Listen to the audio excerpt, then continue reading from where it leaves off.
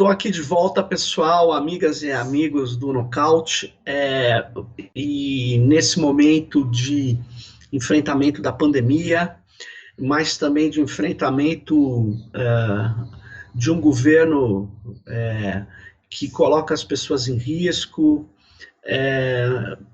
de um presidente inepto, de ministros criminosos, enfim, nós estamos vivendo um momento que parece uma distopia de ficção científica, mas ele é muito real.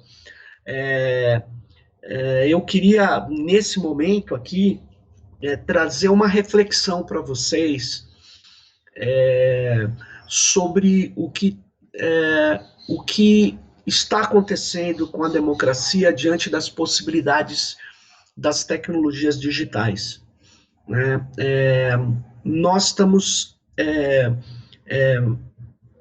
abrindo flancos absurdos para o avanço de uma vigilância totalitária que eu não acredito que depois seja tão fácil de removê-la.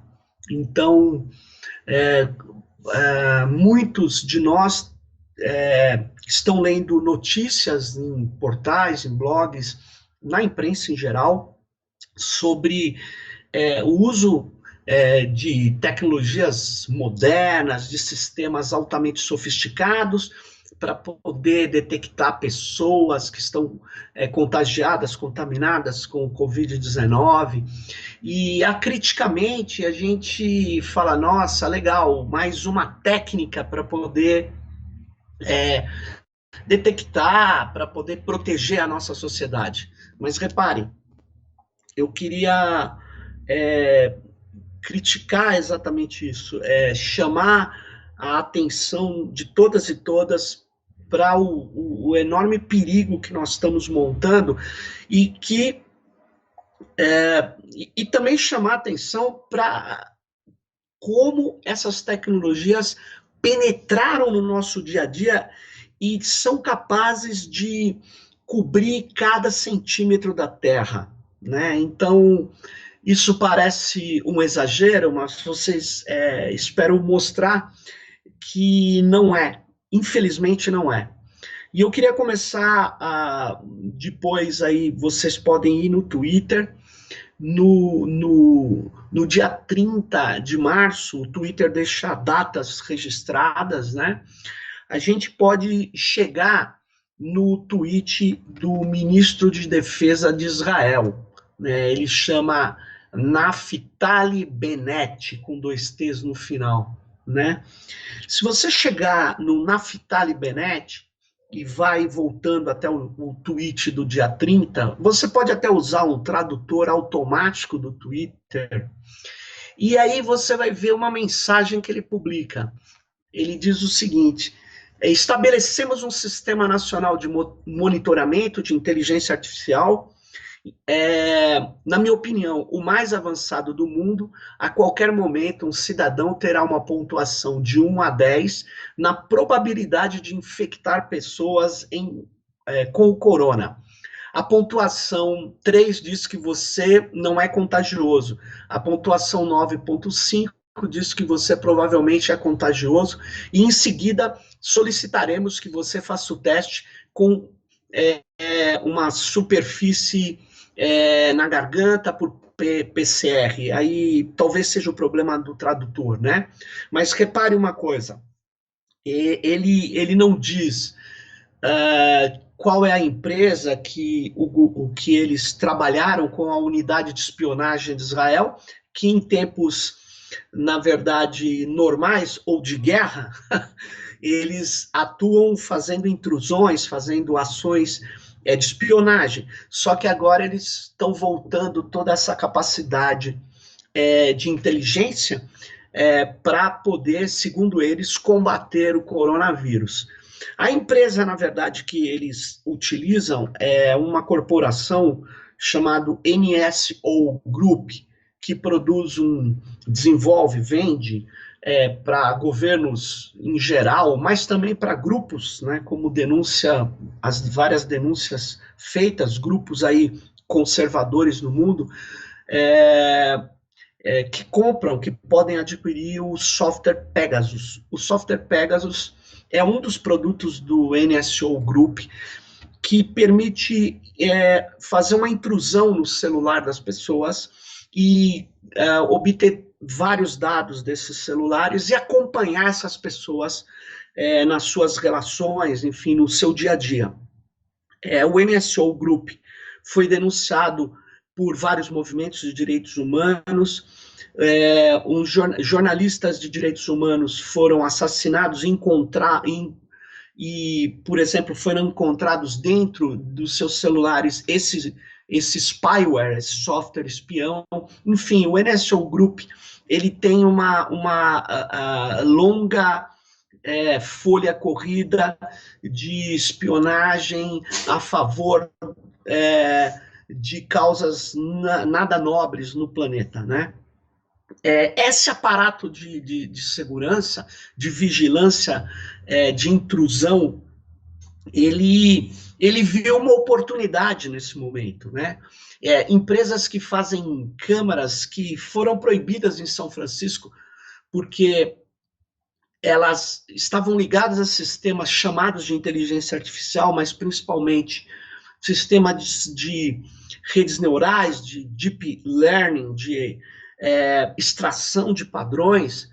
Essas câmaras, elas tinham já uma série de modelos estatísticos que permitiam detectar pessoas no meio da multidão, né? Então, esses sistemas de câmaras, pelo risco que colocam populações fragilizadas, pelo risco que colocam pessoas que podem ser perseguidas e não por serem criminosas, pelas possibilidades enormes de discriminação, o equivalente ao Conselho Dirigente, a Câmara de Vereadores de São Francisco, no ano passado proibiu a ligação desses sistemas de inteligência de máquina, de inteligência artificial, com câmaras de vigilância nas ruas. Você pode ter uma câmera para monitorar quem entra e sai do prédio, mas não para fazer ações preventivas que coloquem, na verdade, uma série de questões para a democracia, como, por exemplo, o fim da anonimização ou da possibilidade de você andar sem ser identificado pelas ruas da sua cidade. Então, isso estava em curso. Várias cidades estavam proibindo o uso dessas câmaras de vigilância ligadas à biometria facial e a sistemas de inteligência artificial. Ocorre que isso foi revertido. Quando essa pandemia se expande e já se percebe o seu enorme perigo para a população, para as várias sociedades, o que acabou acontecendo é que líderes políticos, principalmente conservadores, mas não só, passaram a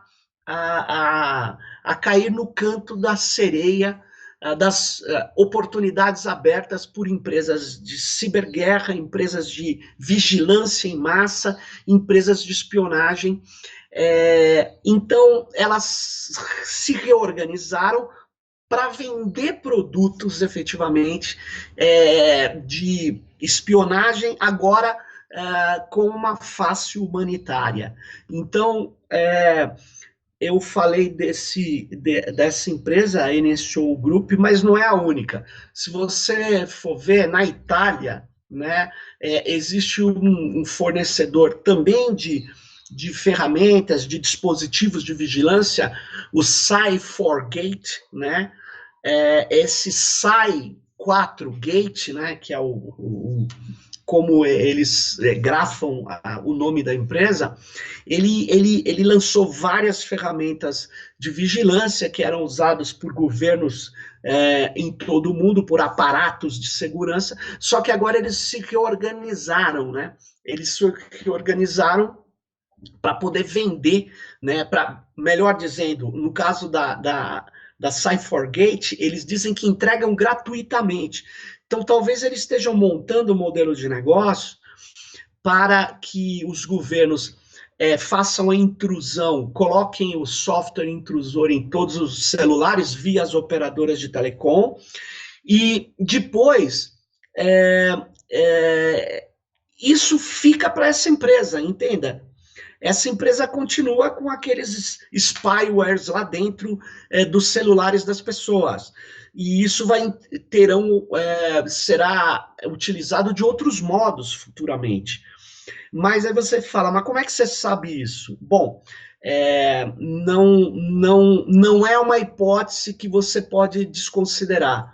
Por que o Cyphergate está fazendo essa boa ação se o modelo de negócio delas é baseado em vendas de produtos, né? Quem se baseia em oferecer coisas gratuitas são, por exemplo, empresas como Google, Facebook. Mas, na verdade, eles não fazem nada gratuitamente.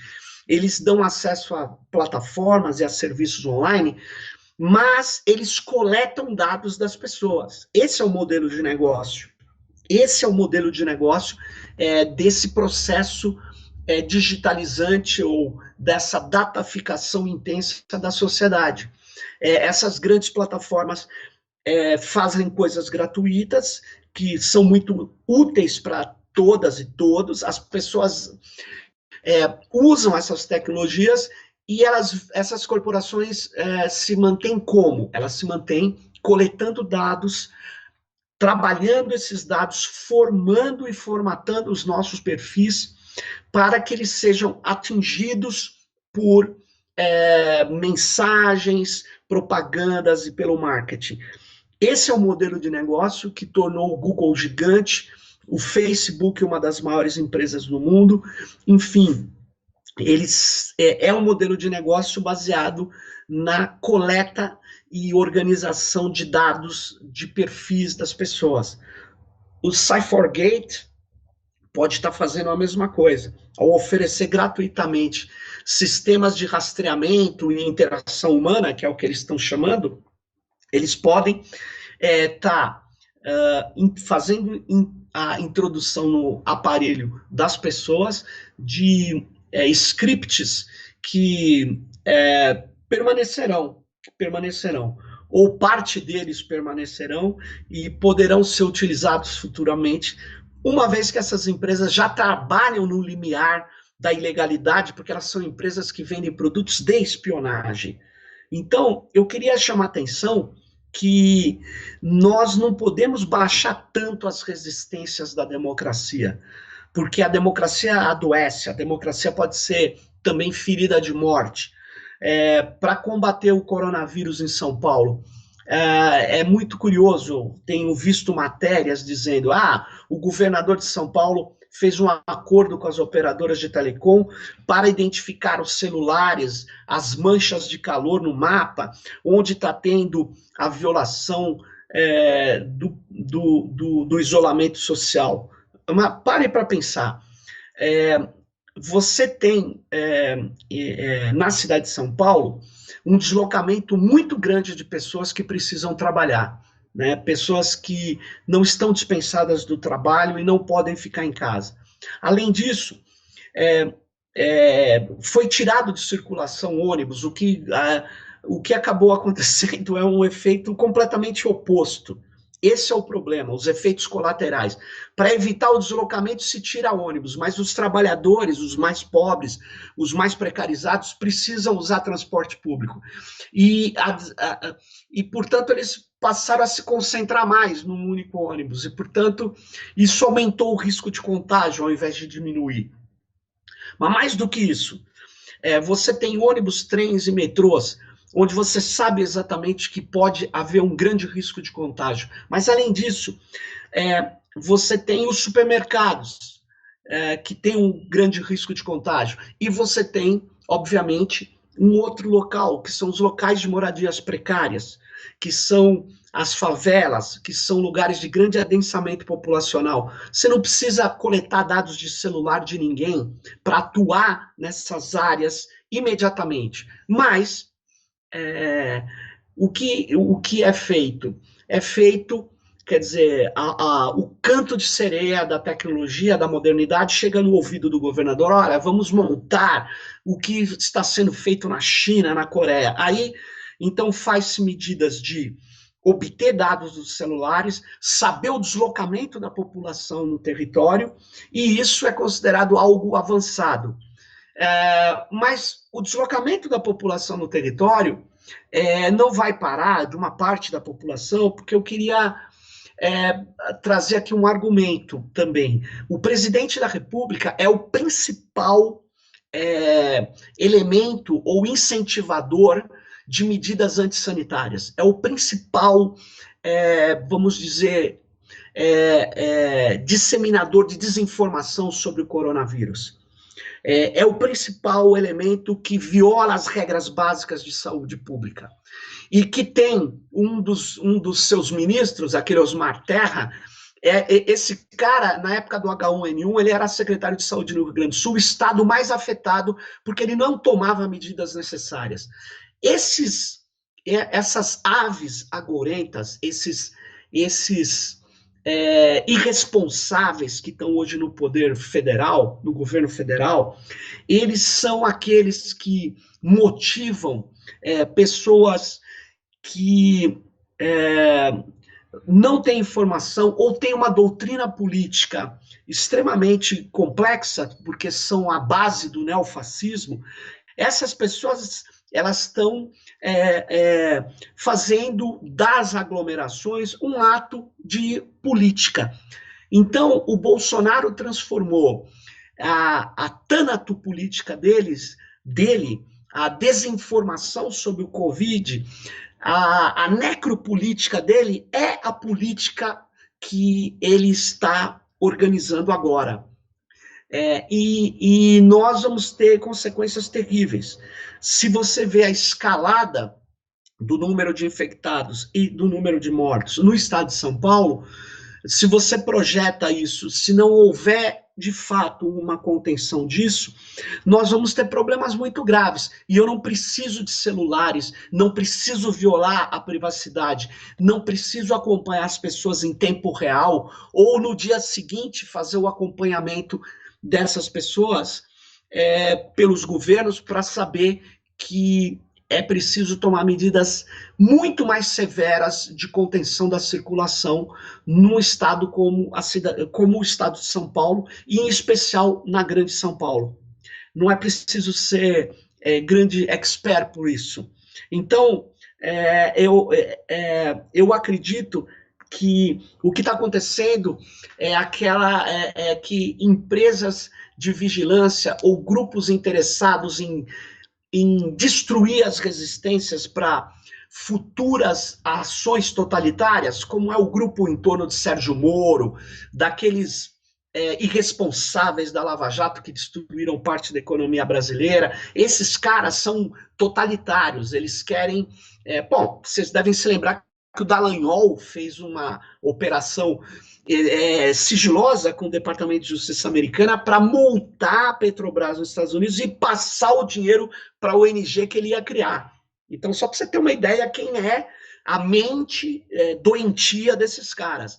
Então, esses vigilantistas querem aproveitar as oportunidades, né? Eles dizem, a crise abre não só riscos, mas também oportunidades. E aí eles estão efetivamente pegando a oportunidade, chegando numa situação de desespero, de fato, de riscos graves para a nossa população, e aí eles vêm com o canto da sereia, olha, eu tenho várias ferramentas aqui, altamente sofisticadas, mas que preciso obter o dado das pessoas. Eu vou anonimizar, mas eles não são anônimos para quem coleta. Essa que é a questão. Isso é um absurdo, a gente permitir esse tipo de ação. E eu vi agora também uma matéria de uma publicação dizendo que o Google, ele a partir de hoje, principalmente, ele vai colocar a serviço dos governos dados a respeito desse deslocamento das pessoas. Bom, aqui é interessante lembrar uma coisa. O Google, é uma empresa que ela está praticamente instalada o seu cliente de acesso, né, o seu software que permite acessá-la, acessar o seu buscador, por exemplo, e outros dos seus serviços, ele está instalado em praticamente todos os celulares, na maioria dos celulares das pessoas, dos celulares que têm multimídia. Então, ele pode acompanhar essas pessoas o tempo todo. Ele tem um banco de dados que ele sabe o que as pessoas estão pesquisando, ele sabe o que as pessoas estão se comunicando, ele sabe o que as pessoas estão buscando, e ele sabe, por causa do Google Maps, aonde a pessoa está no território. E ele está dizendo que vai oferecer para todo mundo esses relatórios, né?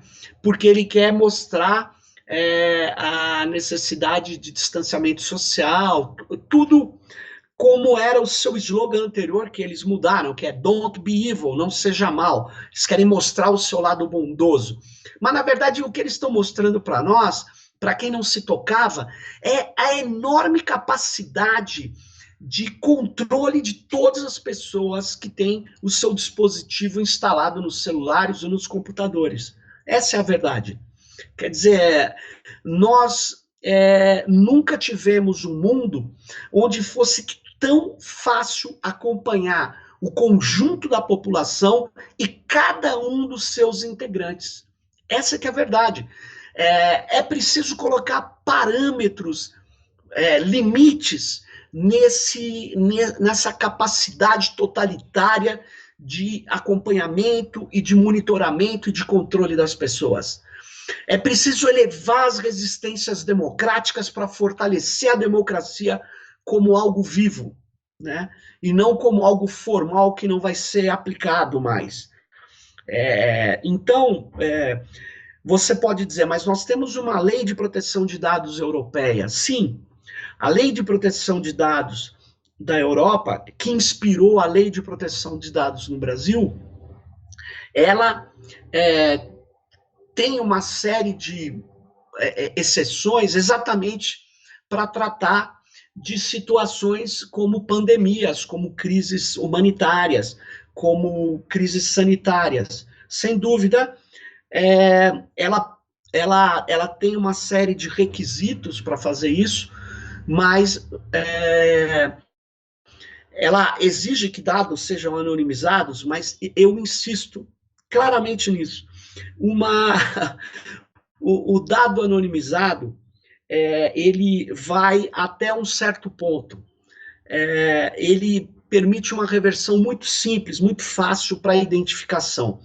E pelo que nós estamos percebendo, vários países europeus estão permitindo que os serviços convertam esses dados anonimizados exatamente para agir sobre pessoas.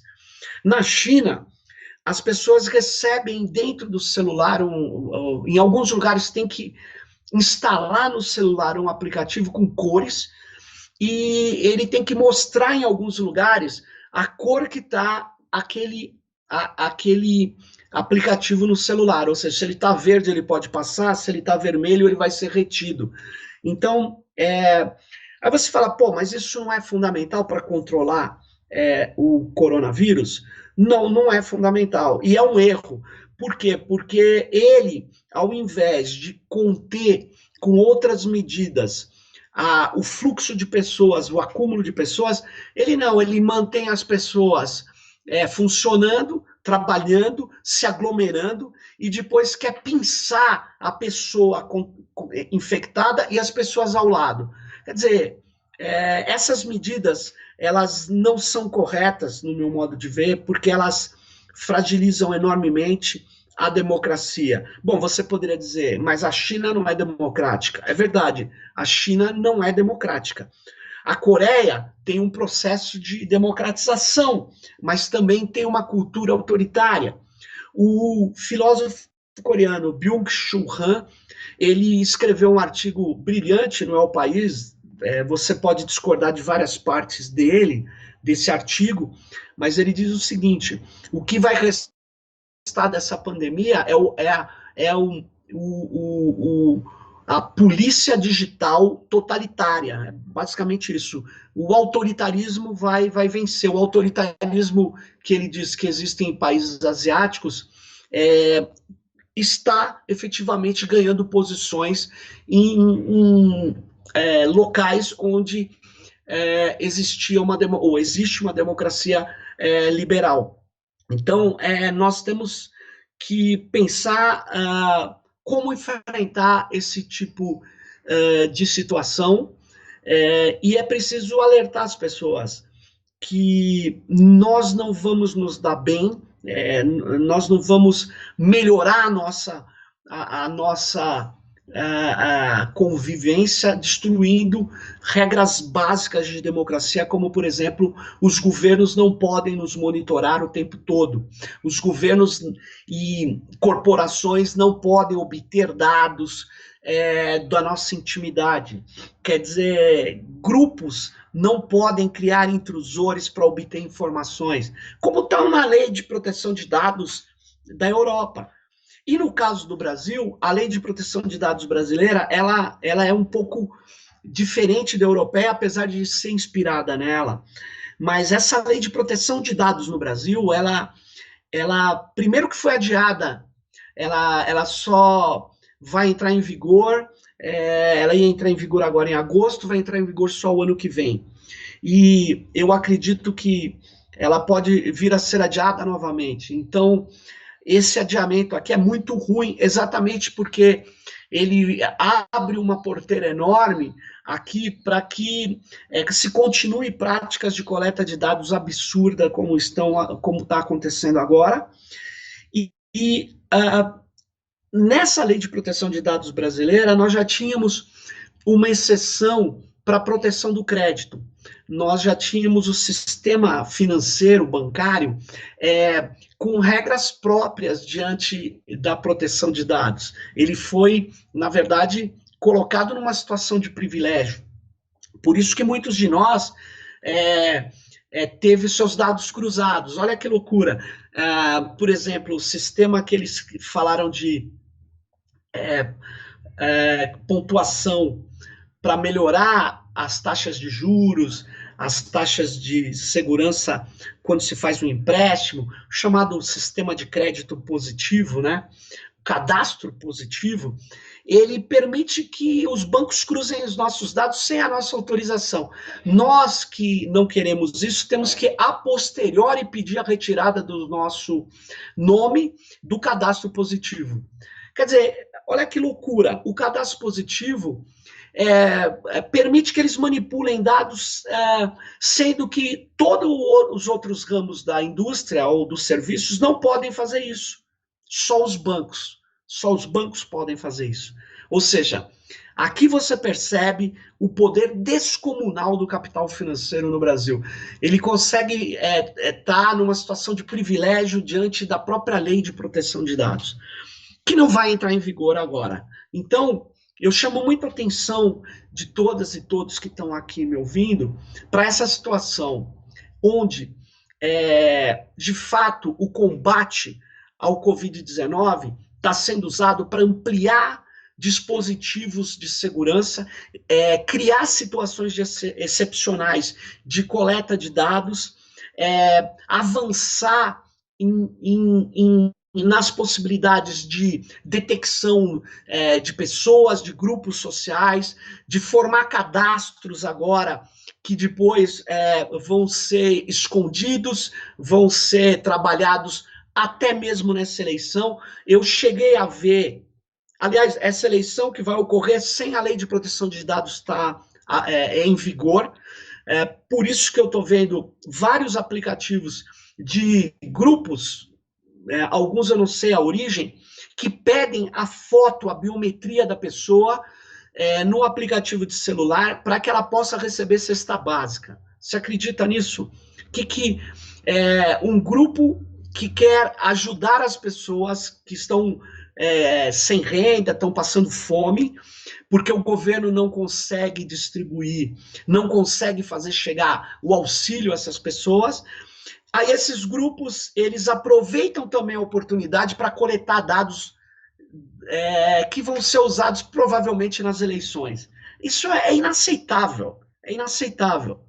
E mais, a Caixa Econômica Federal, ela faz um aplicativo para poder distribuir os R$ 600 de auxílio às pessoas que estão sem renda, que estão numa situação muito delicada. Mas olha que absurdo, ela não faz nenhum outro mecanismo de atender essas pessoas. Então você pensa no ambulante que tinha um celular, que o seu crédito já acabou, porque ele tinha franquia, ele tinha um celular pré-pago, ou pessoas que têm uma outra situação, pessoas em situação de rua, essas pessoas não podem se cadastrar, vão ter muita dificuldade de cadastrar. As que mais precisam, as que vão ter mais empecilho para se cadastrar via celular. Olha que loucura, né? Olha que absurdo que estão fazendo. Em vez de se abrir postos em áreas que notoriamente nós sabemos que são áreas de pobreza, para que essas pessoas possam se cadastrar. Mas nós estamos achando que é muito moderno utilizar o digital da forma que está sendo utilizado? Não, não é moderno. É mais uma face dessas tecnologias de exclusão que estão sendo aplicadas e estão, na verdade, deixando de lado aqueles que mais precisam. Então, eu acredito que nesse momento a gente precisa ser muito crítico, fazer exigências, cobrar dos deputados que façam a Caixa abrir outras formas de cadastramento, que nós possamos melhorar a situação da nossa população mais fragilizada, para que a tragédia não seja tão grande quanto o que está sendo projetado, né? Então, novamente, eu gostaria de falar que nós não vamos combater o Covid de maneira adequada, com eficácia, se a gente destruir direitos. É isso que eu vim falar aqui. Se a gente abrir espaço para o avanço dessas empresas de intrusão, seja de cyberwar ou ciberguerra, ou seja, empresas que já fazem essa coleta comercial de dados, como está acontecendo em vários momentos agora, em várias situações. Eu acho que a gente tem que perceber que nós estamos abrindo espaço para uma situação de controle totalitário. A democracia não convive bem com isso. Então, nós temos que ampliar os espaços onde nós devemos proteger as nossas informações, porque isso permite que a gente negocie melhor economicamente. Não é porque tem aquele jargão que interessa a essas grandes corporações, que diz assim, olha, quem não deve não teme, quem só protege a privacidade que é criminoso. Quem fala isso para você está mentindo, porque protege a privacidade quem, por exemplo, quer comprar algo e ter vantagens na negociação da compra. Né? Se você está fragilizado em qualquer negociação, se o outro lado tem todas as informações sobre você e você não tem nenhuma informação sobre o outro lado, você perdeu na negociação. Você já sai numa situação muito ruim. Então, até do ponto de vista econômico, você tem que proteger os seus dados dessas corporações. E não é porque você é criminoso, é porque você não é bobo, é porque você não está disponível para ser completamente modulado por essas grandes corporações. E sabe o que está acontecendo? Acontecendo, por fim, uma outra coisa. O espaço da casa, ele não é adequado à produtividade neoliberal. Então, como vários escritórios dispensaram corretamente seus funcionários e passaram serviços para o pessoal fazer em casa, só que alguns são absurdamente autoritários. Então, o que eles fizeram? Eles exigem que os funcionários deixem a câmera ligada para poder que eles estabelecerem uma vigilância para saber se esse funcionário está de fato trabalhando. Ou seja, é o cúmulo do ideal neoliberal de desrespeito às atividades. A pessoa, não basta a pessoa fazer a atividade que ela tem que fazer todo dia. Na casa dela, ela tem que trabalhar mais do que ela trabalhava no local de trabalho. E ela tem que trabalhar mais com criança em casa, com idoso em situação de risco, tendo que fazer coisas que ela faria efetivamente, mas numa outra situação, com outro time, com outro tempo.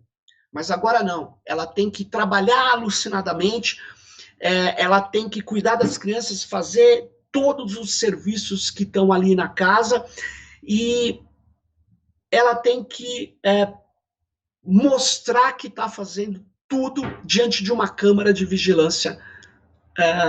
É muito ruim isso.